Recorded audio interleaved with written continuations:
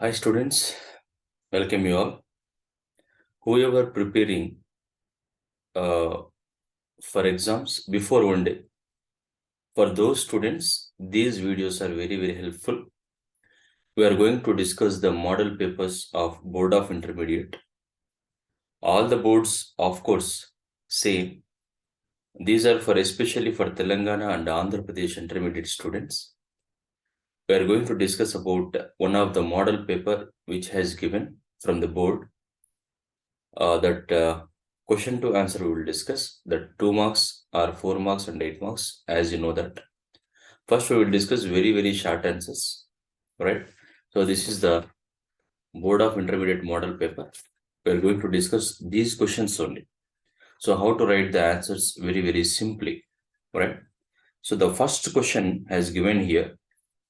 The first question is, what is plaster of Paris? Sorry, what is, so first 2 marks, section A, which carries 2 marks. In this first question given that, as I read, that what is plaster of Paris? What is plaster of Paris? What is write it uses? Okay. So the question also I will write. First question, what is plaster of Paris? Plaster of Paris. And the question continues like this, write its uses. So many times you have read this, of course. So again, once you can rewind nothing but preparing again, right? So what is plaster of Paris first? You know that calcium sulfate half H2O is called plaster of Paris. Very simple, right? So the color of that plaster of Paris we have to mention here while writing the answer. So the answer will be like this. A white powder of calcium sulfate. A white powder of calcium sulfate. I told you that half H2O, right? That is called hemihydrate. Hemihydrate. Half H2O means you can say that hemihydrate, right? So you can write that in the bracket also. Calcium sulfate, half H2O. Calcium sulfate, half H2O. So where we are making this from? That you should write. We are making this from gypsum, right? So I have to add that made by gypsum. You know that what is the gypsum formula? CaSO4 to H2O. That question also may come very important. Made by gypsum is known as what is that? Plaster of Paris. Plaster of Paris. Even you can mention that in the short form as POP. This word you have used. This word you have used so many times, right? Plaster of Paris. So the next question continues is what? Uses. What are the uses? So uses of plaster of Paris. Any 2 uses you can write. So many uses are there. The best use, you know that, to set the fractured bones will use in the medicine field, right? So many doctors will use that when accidents will occur, some bones are fractured. So at that time they will use this POP. And you know that construction of building and making statues, correct? And making toys, making chalk piece, making blackboards. So these are any 2 uses you can write. So you can write that it is means POP. It is used to set fractured bones. to set fractured bones. So this is one of the use, correct? It is used to set fractured bones. One more is what? One more you can write that it is used to make toys, chalk, blackboard, statues, etc. Right? So these are the two uses you can write. For this, you will get 2 marks. What is plaster of Paris? Write its uses. Right? Very simple, right? A white powder of calcium sulfate hemihydrate made by gypsum is known as plaster of Paris. It is used to set fractured bones. It is used to make toys, chalk, blackboard, etc. Right? Now, come to the next question. Very, very short answer. Second question is, what agrochemicals are responsible for water pollution? All right, that is the next question. Second one, what agrochemicals? Try to make the meaning of agrochemicals means. I will tell, of course, what agrochemicals are. You try first. Are responsible. What agrochemicals are responsible for water pollution? You know that what is the meaning of water pollution? Correct? Water pollution. So for water pollution, which agrochemicals are responsible? That is the question. Agrochemicals means what? Chemicals used in agriculture. Chemicals used in agriculture are called agrochemicals. Okay. So here, what agrochemicals are responsible means, you may write that we can use all fertilizers, right? You can use fertilizers. So you can write fertilizers, right? Fertilizers. Right, everybody knows that fertilizers are used to destroy some insects, right? And you can say that pesticides like mosquito killers, mosquito coils, or cockroach killers, all will come in this. Okay, and herbicides, so which are used for plants. This also herbicides, fertilizers, pesticides, herbicides, and which destroy fungus. Those are called what? Fungicides. All these are agrochemicals only, right? Fertilizers, pesticides, herbicides, and fungicides are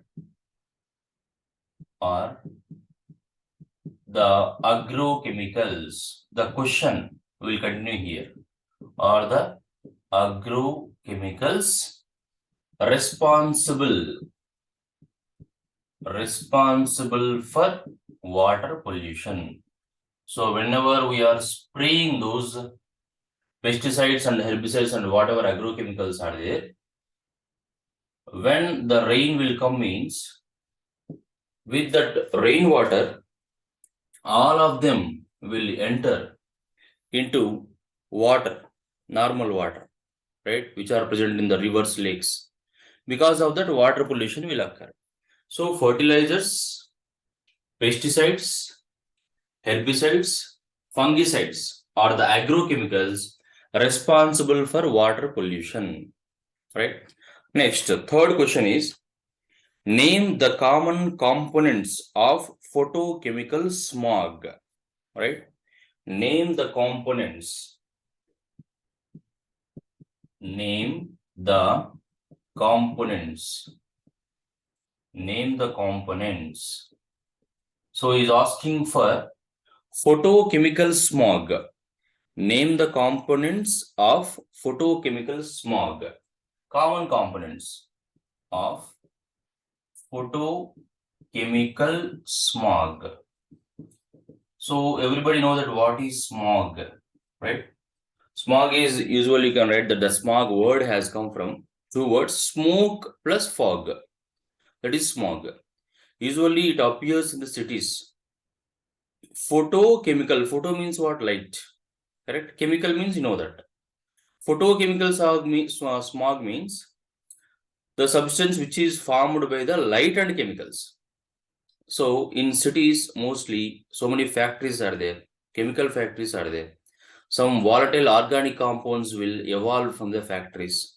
Those will react with the sunlight. Sunlight contains, you know, that UV light. So that UV light and these chemicals, volatile chemicals, both of them will react with each other and they will create some brown haze, brown color smoke. That is called photochemical smog. He is asking that name the common components of photochemical smog. So what are those chemicals or reason for photochemical smog, right? So you can say that I am writing that PAN. The full form of this also very important. Peroxy acetyl nitrate. This is also one of the important question, right? What is PAN? 2 marks from environmental chemistry. So you remember, try to remember this. CH3 C double bond O NO2. This is what? Peroxy. One more O. Peroxy bond is there. O NO2. Peroxy. This is the peroxy bond. Peroxy acetyl nitrate. Peroxy acetyl nitrate. What is PAN means? You should write this for 2 marks. Very, very simple. Try to remember and try to copy this. Peroxy acetyl nitrate. Still there. You can say that formaldehyde. That formula is no need here. Formaldehyde. And simple one. Ozone. You know this, correct? Ozone. And nitric oxide. And one more. Acrolein. Try to write how many you remember. As many as you remember, you can write. Okay, as many as you can write. PAN, formaldehyde, ozone, nitric oxide, and acrolein. So these are the some components. Okay, so we can continue like this, or the question again, or the common components, of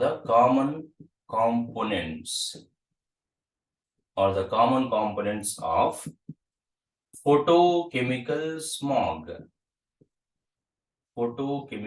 smog. Finished. Right. These are the names of common components of photochemical smog. We'll go for the next question, fourth question.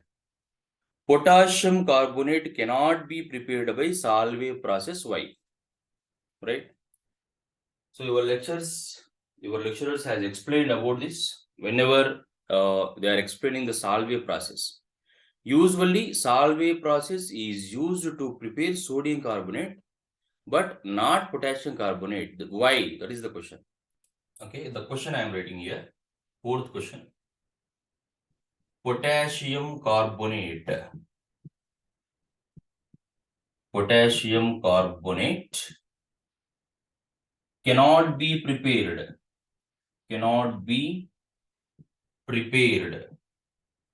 cannot be prepared from Solvay process. He is giving the statement and asking the question why. He himself telling that potassium carbonate cannot be prepared from the Solvay process, but he is asking the reason for us why. Here the reason is sodium, before sodium carbonate is formed, that is coming from the sodium bicarbonate. So before potassium carbonate is formed, that is coming from the potassium bicarbonate. That potassium bicarbonate is too soluble, means highly soluble, very much soluble. 112 grams of potassium bicarbonate dissolves in 100 ml of water. In 100 ml of water, more than 112 grams. But sodium carbonate is not like that. Only 30 grams it is able to dissolve in the water.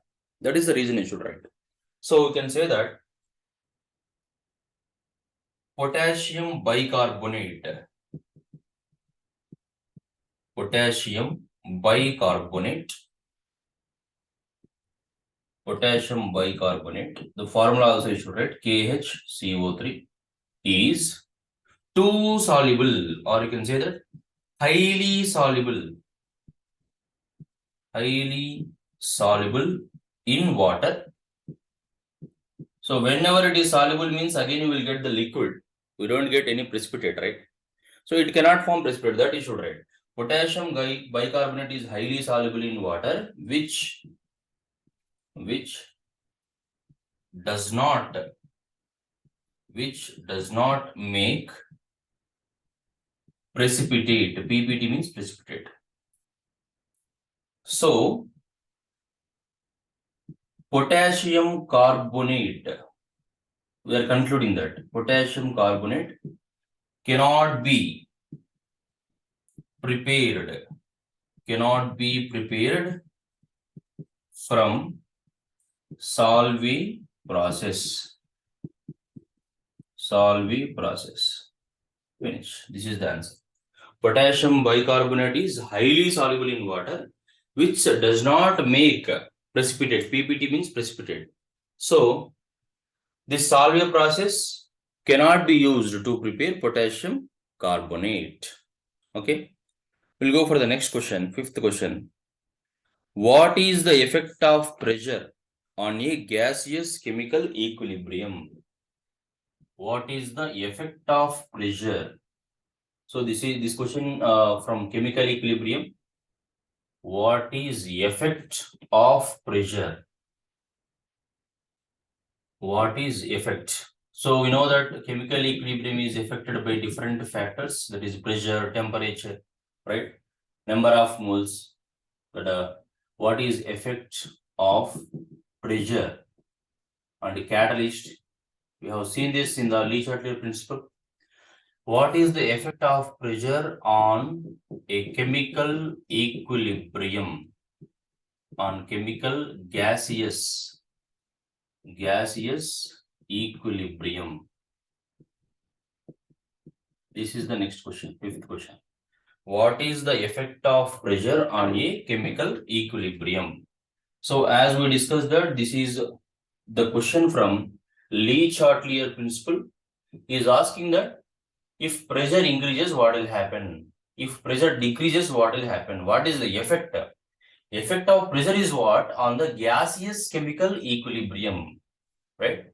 So we can say that according to Le principle, whenever pressure is more, that equilibrium shift towards where the pressure is less. Means what? Pressure is less means what? Number of moles per unit volume is less. Correct? So we can say that if the pressure increases,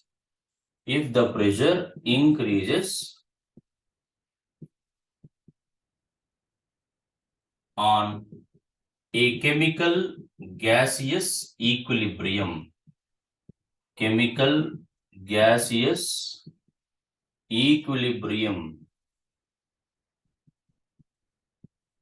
if the pressure increases on a chemical equilibrium.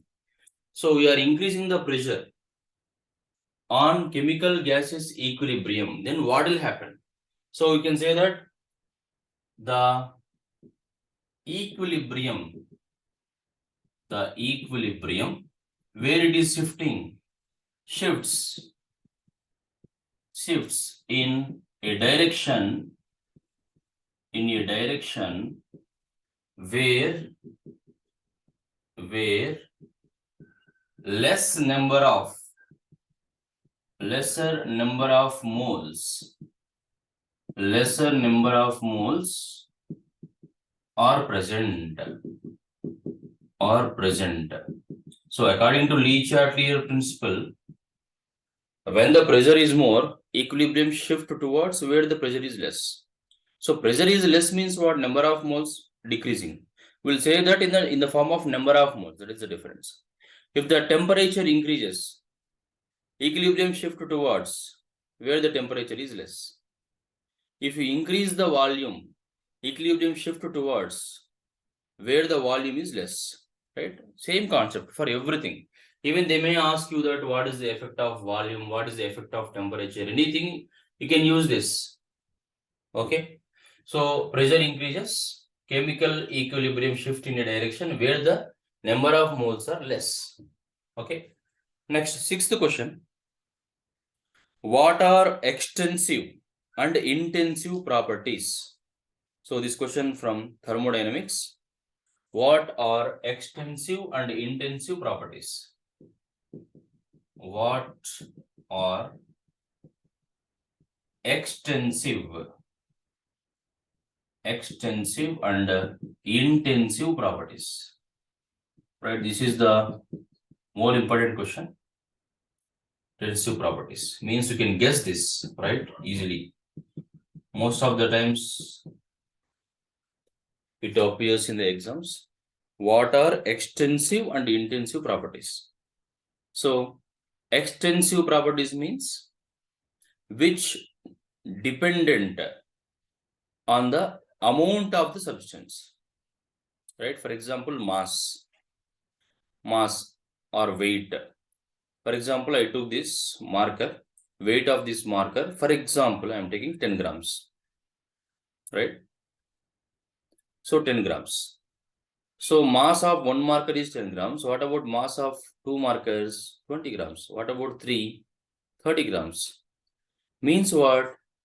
Amount of the substance increases, mass is increasing or weight is increasing. So weight is example for extensive property.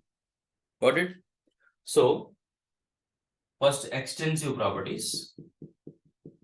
Extensive properties. So as I said you just now, the properties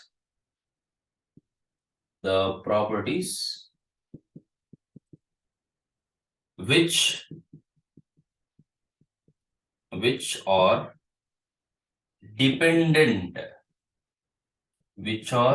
dependent on the amount of substance are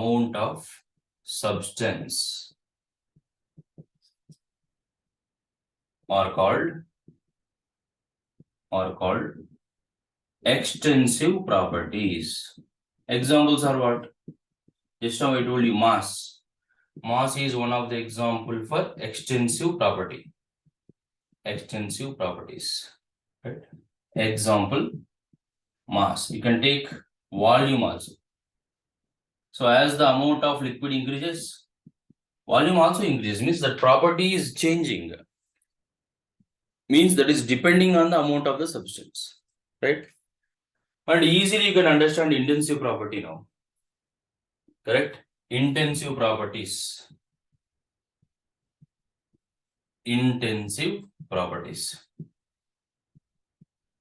Where we have to change here? We have to change here what? The properties which are independent.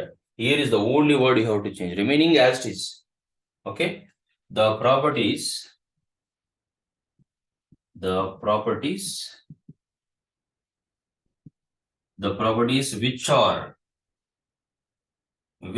are independent. They are dependent. Don't get confused which one is independent and which one is dependent. That is very, very important. Which are independent on the amount of substance.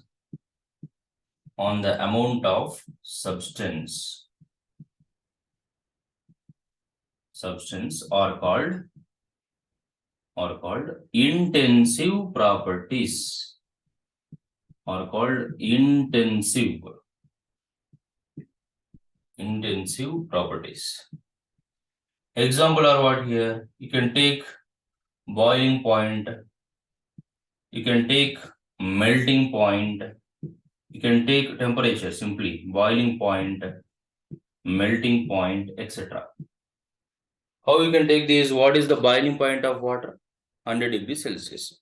What is the boiling point of 1 liter of water? 100 degrees Celsius. What is the boiling point of 10 liters of water? 100 degrees Celsius. What is the boiling point of 10 ml of water? 100 degrees Celsius. Means what? Even the amount is changing, property is not changing. Right? That is independent. Those are called intensive properties. You try to remember that where this I has come. I for what? Independent. You try to remember like that. Extensive, dependent. Intensive, independent. Okay. Next question from the thermodynamics only has given. State the third law. State the third law of thermodynamics.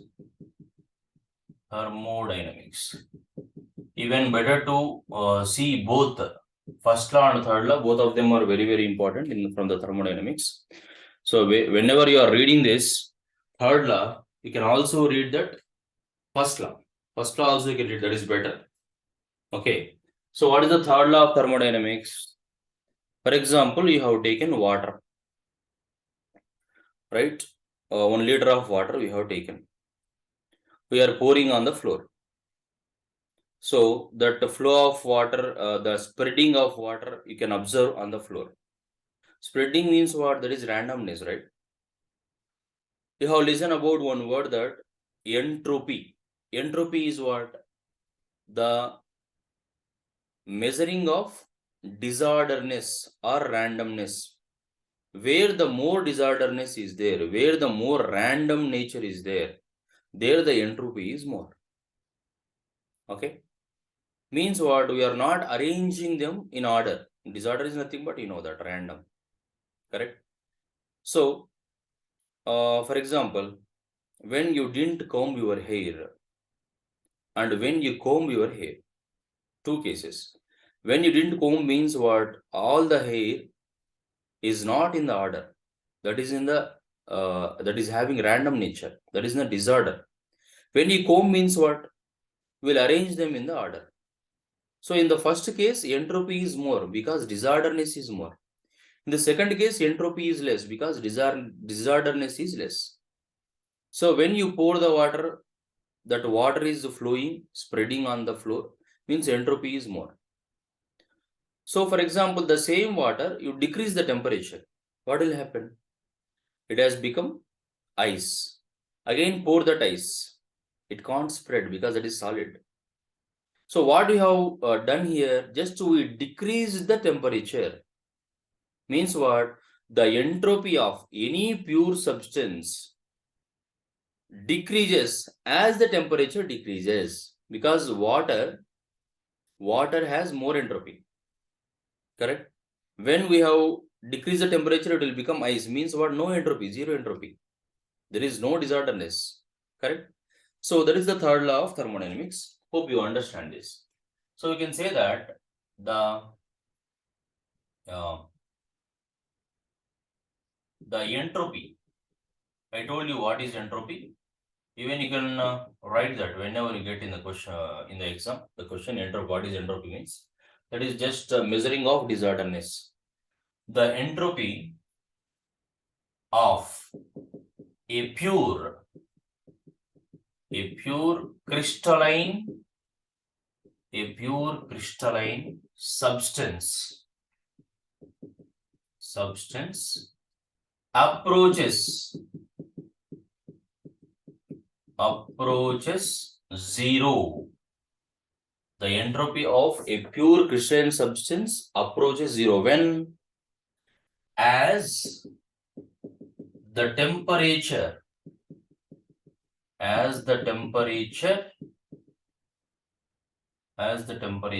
approaching zero.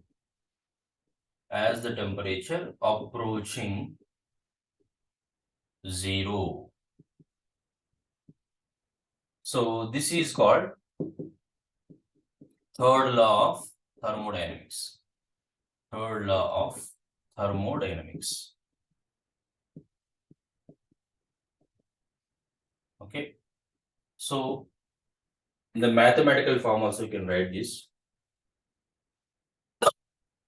Sorry. Limit. You know that mathematical form. Entropy of a crystalline substance approaches 0. That is, you can S is entropy, right? S tends to 0. Then what will happen? Yeah, sorry. Limit temperature approaches 0 and S also approaches 0. Entropy also decreases. It is approaching 0. Okay. As the temperature approaching 0, the entropy of crystalline substance also approaches 0. This is called third law of thermodynamics. Very simple. The next question. We'll go for the next question. Those are problems. Okay.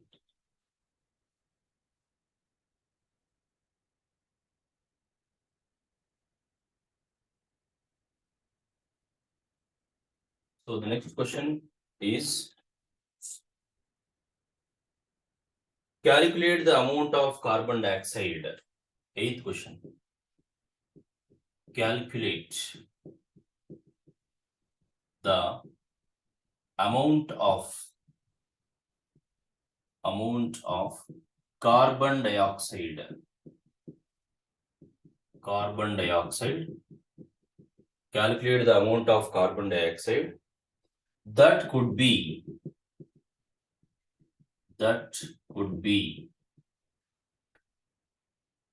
produced. That could be produced means in this reaction carbon dioxide is produced. How much carbon dioxide is produced? That is the question. What is the condition here? Condition also given that when 1 mole of carbon is burnt. 1 mole of carbon is burnt. Don't scare by seeing this question. Very simple. Try to understand. Burnt in 16 grams of oxygen. This is the question. Try to understand the question first. He's saying that 16 grams of oxygen, by using 16 grams of oxygen, carbon is burning, right? Carbon is burnt in 16 grams of oxygen. So when carbon is burnt in the oxygen, it will give carbon dioxide. Okay. So how much carbon dioxide is produced? First, try to write the equation for this. Carbon, okay, reacting with oxygen and producing what? Carbon dioxide. Correct? Carbon is reacting with oxygen to produce carbon dioxide. How much carbon dioxide is produced when 16 grams of oxygen is burnt with carbon? Right? First, from the equation, we can write here how many moles of carbon is there? 1 mole. 1 mole of carbon. How many moles of oxygen? Of course, 1 mole. Means here that the coefficient is not there means 1. Here also not there, here also not there, here also not there. This is also what? 1 mole. This question from the stoichiometry, you understand mole concept, stoichiometry or mole concept. So here 1 mole of carbon is equal to what? That is equal to its atomic weight. If it is atom means atomic weight, molecule means molecular weight. So here 1 mole of carbon means 12 grams. 12 grams of carbon. 1 mole of oxygen means what? 32 grams of oxygen. And 1 mole of carbon dioxide means carbon 12 and oxygen 32. Total 44 grams. Okay. This you should remember. Each oxygen is 16. 2 oxygens are there, that is why 32. Here also 2 oxygens are there, 32. Carbon is what? Again 12. 32 plus 12 is 44. From this you can write what? 12 grams of carbon reacting with 32 grams of oxygen to produce 44 grams of carbon dioxide. Correct? So you can say that statement 12 grams of carbon reacts with 32 grams of oxygen to give or to produce 44 grams of carbon dioxide. From this only I wrote. I didn't write anything new here. 12 grams of carbon reacts with 32 grams of oxygen to produce 44 grams of carbon dioxide. Now the question is what? Here in this equation 32 grams of oxygen is reacting. But in the question he has asked for 16 grams of oxygen if bound with carbon, how much carbon dioxide is produced? So we can write that therefore 12 grams of carbon reacts with 16 grams of oxygen to give. This we have to find out, right? The W, weight of carbon dioxide. To give weight of carbon dioxide. So here we have taken that. In the first case, you can take that 12 grams of carbon reacting with 32 grams of oxygen. 12 grams of carbon reacting 32 grams of oxygen to give 44 grams of carbon dioxide. Now in the question what? 12 grams of carbon, there is no change. But here 16 grams of oxygen. Then what is this? This is the question. Weight of CO2. Okay, do the cross multiplication here. Right? This into this, this into this. We want WCO2, right? WCO2 is equal to cross multiplication. This part and this part. 12 grams into 16 grams into 44 grams by remaining part is what here? Here multiplication, here division. 12 grams into 32 grams. Okay, cross multiplication I have done. Here 12 will get cancelled. 16 ones are 16 twos are. 2 ones are 2 22s are. Therefore, weight of carbon dioxide produced is how much? 22 grams. 22 grams. Okay, this is the answer. He is asking the weight of carbon dioxide. How much? Amount of carbon dioxide. You'll get the answer that 22 grams. Very simple. Whatever the question you may get, based on this, you can follow this concept only. Okay, this is the process. Right? Next question.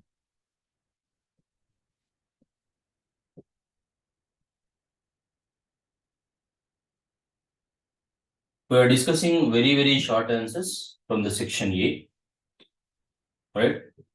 Already 8 questions completed. All of them are section A of the model paper. And the 9th question we are going to discuss. 9th also, he has given that from the states of matter.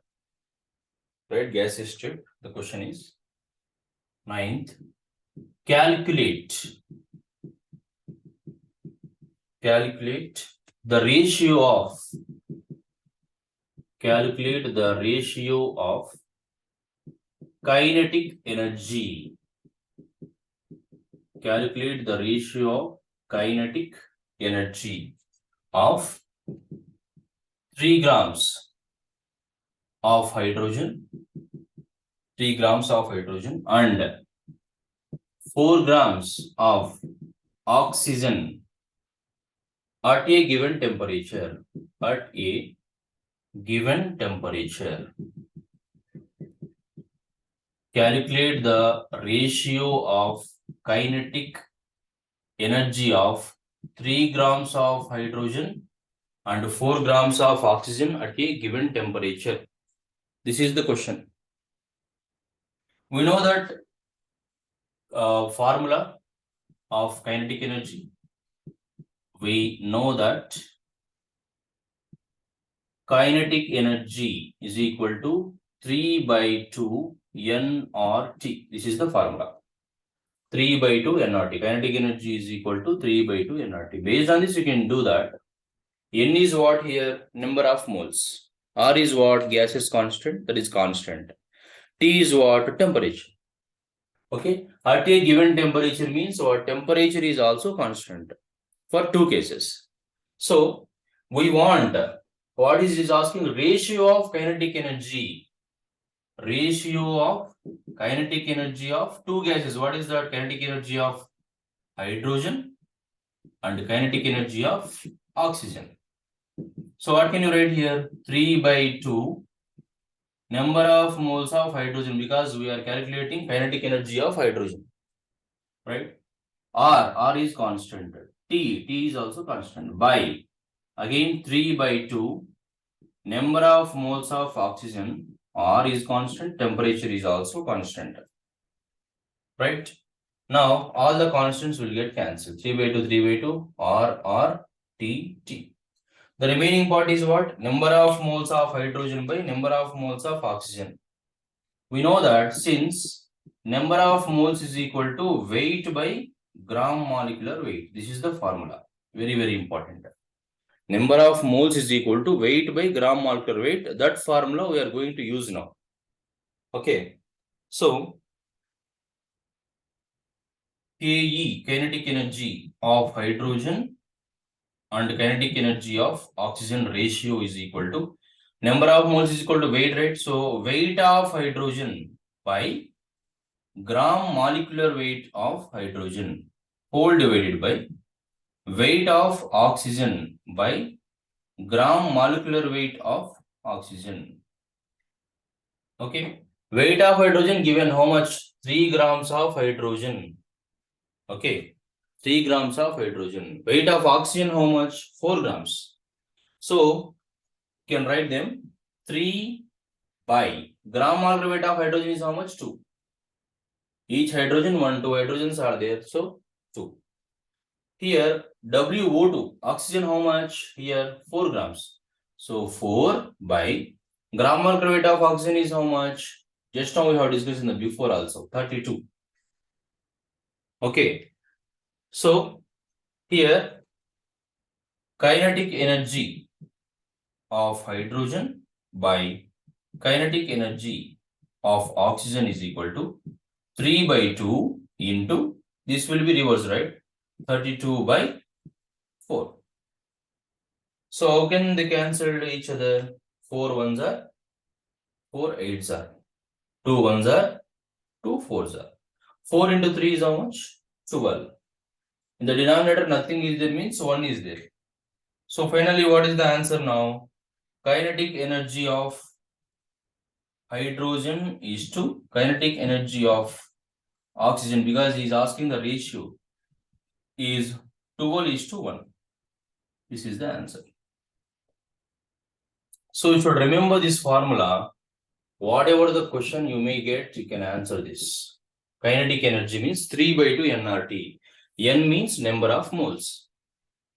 Okay, right. The last question in the section A. Last question in the section A, that is from organic chemistry. You can guess that from the organic chemistry, most of the times 2 marks question will come from IUPAC nomenclature. So in this model paper, that only there is asking that write IUPAC names of the following. Write IUPAC names of the following. In this, he has not given any functional groups, simple chain only he has given. You can easily write following compounds. By learning only few rules also, you can write this. So what are those compounds? The first compound given that A, CH3 taken twice, carbon, C2H5 taken twice. This is one. Next one he has given that CH3, CH2, CH, one branch is here, that is CH2, CH3, that is ethyl group. Again CH2, CH, again here one branch is there, that is methyl group, and here CH2, CH3. Okay. Here this compound has not given in the bonded structure. It is in the bonded structure. All the bonds are there, but he has given here directly without bonding, right? There are no bonds here. We have to write it first. Okay, that is important. Carbon, this carbon having what? 2 CH3 groups. Here is one and here is one. Correct? And remaining what? C2H5. C2H5 means what? CH2, CH3. Here also again C2H5. One more C2H5. CH2, CH3. Just I wrote C2H5 as this. CH2, CH3. C2H5. C2H5. Now the next thing is what? We have to select one long chain. Right? The first tool is that long chain. So what is the long chain here? If you take like this 1, 2, 3, 4. Wrong. 1, 2, 3, 4. Same. If you take like this 1, 2, 3. If you take from here 1, 2, 3, 4. So one more chance is here. You can take like this 1, 2, 3, 4, 5. This is the longest chain. That we have to select first. 1, 2, 3, 4. Substituents are present at the third position.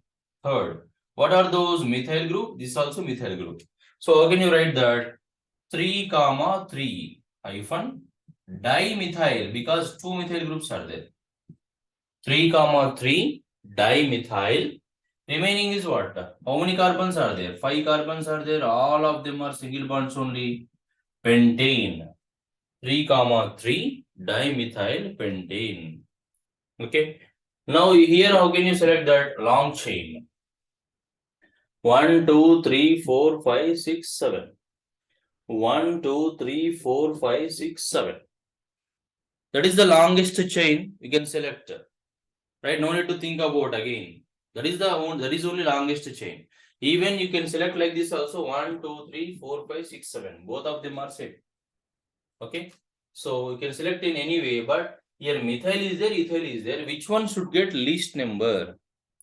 Right? Methyl, according to the rules, methyl will get least number. So you have to give the numbering from right to left.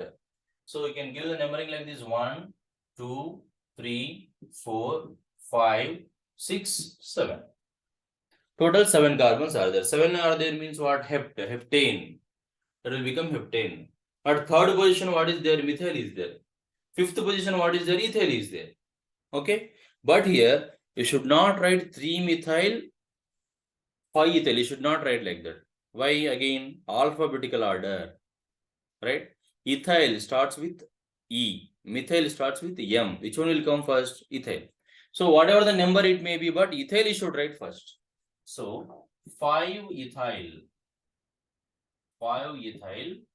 3 methyl, heptane. 5 ethyl, 3 methyl, heptane. So that's it. Very simple. Right? Only normal chains he has given. Easily you can try to answer them. IUPAC nomenclature also. There is nothing tough. Even you learn the basic rules also, you can answer this question. Very, very important. So that's about very, very short answers.